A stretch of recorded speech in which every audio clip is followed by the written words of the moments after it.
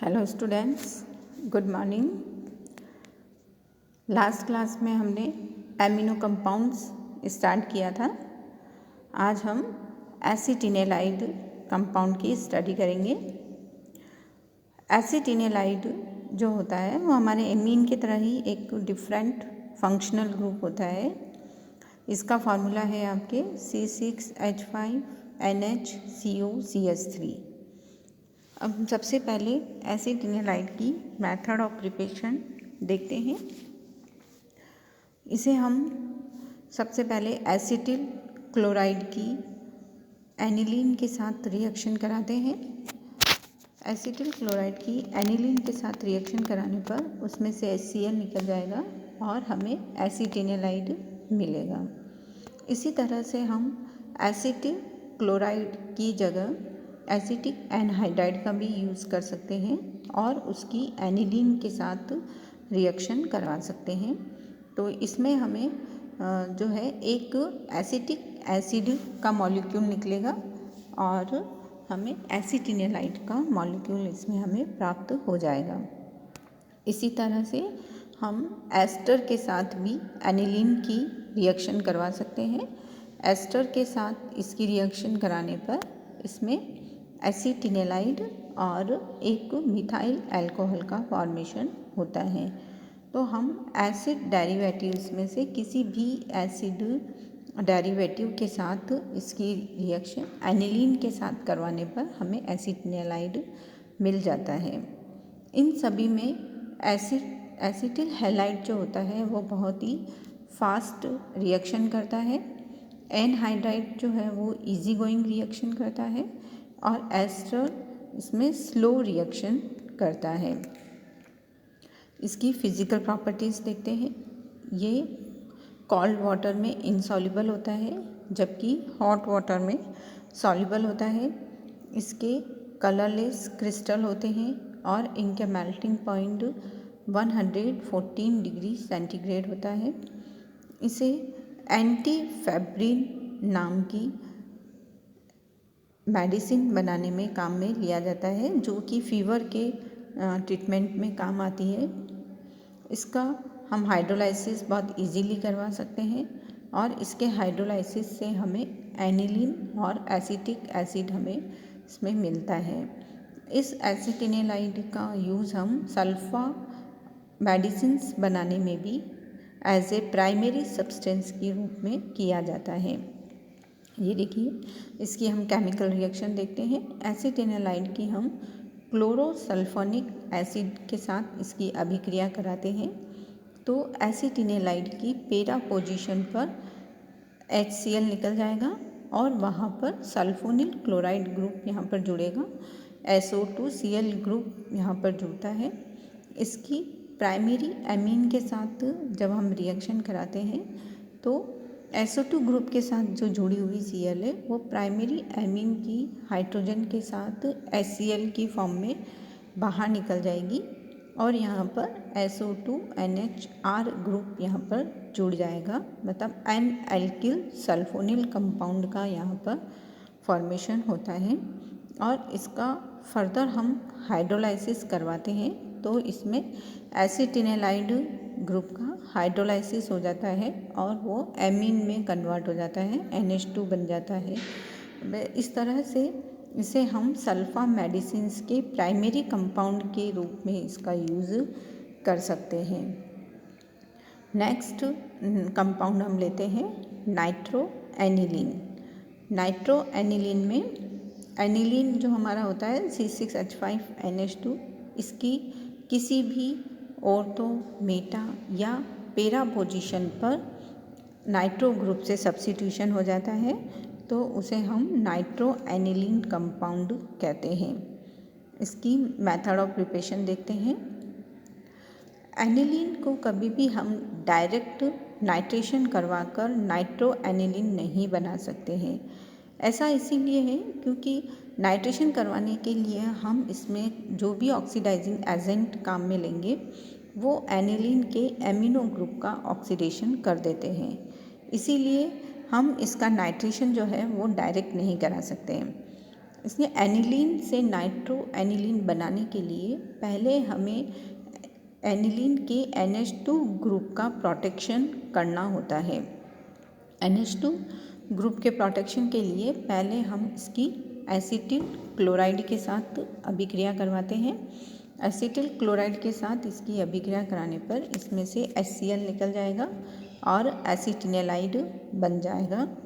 एसिटिनेलाइड का फिर हम नाइट्रेशन करवाते हैं HNO3 और H2SO4 के साथ। तो जब हम इसका नाइट्रेशन कराते हैं तो इसमें हमें ऑर्थो या पेरा नाइट्रो एसिटिनेलाइड इसमें हमें प्राप्त होता है। इस ऑर्थो या पेरा नाइट्रो एसिटिनेलाइड का फिर हम हाइड्रोलाइसिस कराते हैं। तो हाइड्रोलाइसिस करवाने पर एसिटिनेलाइड ग्रुप का हाइड्रोलाइसिस हो जाता है और वो NH2 ग्रुप में कन्वर्ट हो जाता है। तो इसमें हमें पेरा नाइट्रो एनिलीन और ऑर्थो नाइट्रो एनिलीन इसमें हमें प्राप्त होता है। इसी तरीके से हम और दूसरे कंपाउंड से भी नाइट्रो एनिलीन का फॉर्मेशन कर सकते हैं।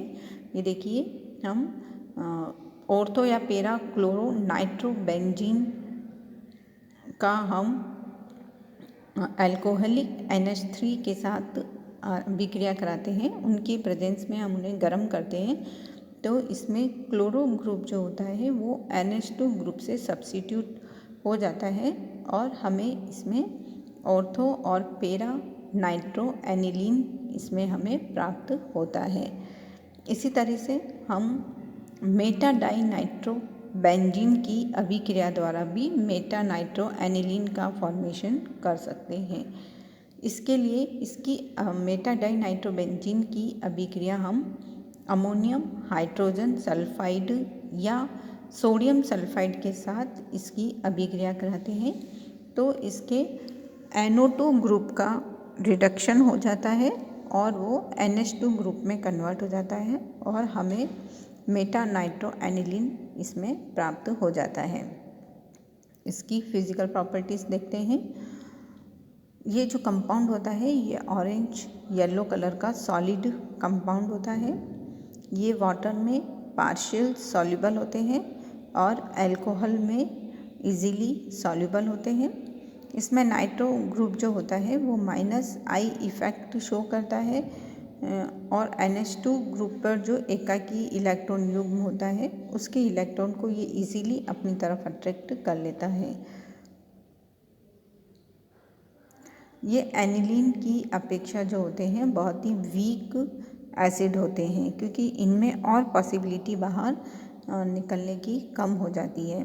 इनका जो बेसिसिटी का ऑर्डर होता है उसमें मेटा नाइट्रो एनिलीन जो होता है वो सबसे स्ट्रॉन्ग बेस होता है। उसके बाद ऑर्थो और पेरा सब्स्टिट्यूटेड ग्रुप की बेसिसिटी सबसे कम होती है। अब इसे हम इसकी रेजोनेटिंग स्ट्रक्चर से देख सकते हैं कि मेटा पोजीशन पर ये दूसरों के कंपैरेटिव स्ट्रॉन्ग बेस क्यों होता है। ये देखिए, जब हम इसकी रेजोनेंस बनाते हैं तो नाइट्रो ग्रुप जो होता है वो -I इफ़ेक्ट शो करता है तो वो NH2 के ऊपर प्रेजेंट लॉन पेयर को अपनी तरफ अट्रैक्ट करता है और जब वो उसकी तरफ जाते हैं तो हम देखते हैं कि रिंग में जब रेजोनेंस होता है तो उसका जो नेगेटिव चार्ज होता है रिंग का वो नाइट्रो ग्रुप को किसी भी तरह से इफ़ेक्ट नहीं करता है। इसका मतलब ये है कि NH2 के जो इलेक्ट्रॉन होते हैं वो NO2 के द्वारा अट्रैक्ट नहीं होते हैं, इसीलिए उसमें वो बेसिसिटी शो करने के लिए फ्री होते हैं। तो मेटा पोजीशन का जो नाइट्रो सब्स्टिट्यूट ग्रुप होता है वो दूसरों के कंपैरेटिव ज़्यादा बेसिक नेचर शो करता है। इसे हम इससे इजीली समझ सकते हैं। इसमें इसकी कुछ केमिकल रिएक्शंस हम देखते हैं। किसी भी नाइट्रो एनिलीन की, चाहे वो ऑर्थो मेटा या पेरा हो, उनका हम रिडक्शन करवा सकते हैं और उनके रिडक्शन से हम NO2 ग्रुप को NH2 ग्रुप में कन्वर्ट कर सकते हैं। इसमें हमें ऑर्थो मेटा और पेरा फेनिलीन डाईएमीन इसमें हमें प्राप्त होता है।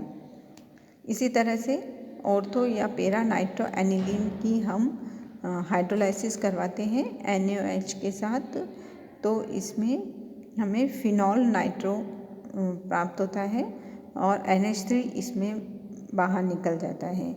ये जो अभिक्रिया होती है वो मेटा नाइट्रोएनिलीन इस टाइप की अभिक्रिया नहीं देते हैं। इनमें हम जब इनका हैलोजिनेशन कराते हैं तो इनका हैलोजिनेशन भी हमें ऑर्थो पोजीशन पर इजीली प्राप्त हो जाता है। तो ये कुछ डिफरेंट टाइप की रिएक्शंस होती है जो कि नाइट्रोएनिलीन शो करते हैं। ये जो कंपाउंड्स होते हैं ये बहुत सारी आइसो डाइस बनाने में यूज़ किए जाते हैं, क्योंकि इनमें NO2 ग्रुप के पास लॉन पेयर होते हैं और वो रेजोनेटिंग इफेक्ट शो करता है। इसी कारण इसे डाइस के फॉर्मेशन में काम में लिया जाता है। तो आज हमने एसिटिनालाइड और नाइट्रोएनिलीन की स्टडी करी। इसके आगे हम नेक्स्ट क्लास में स्टडी करेंगे।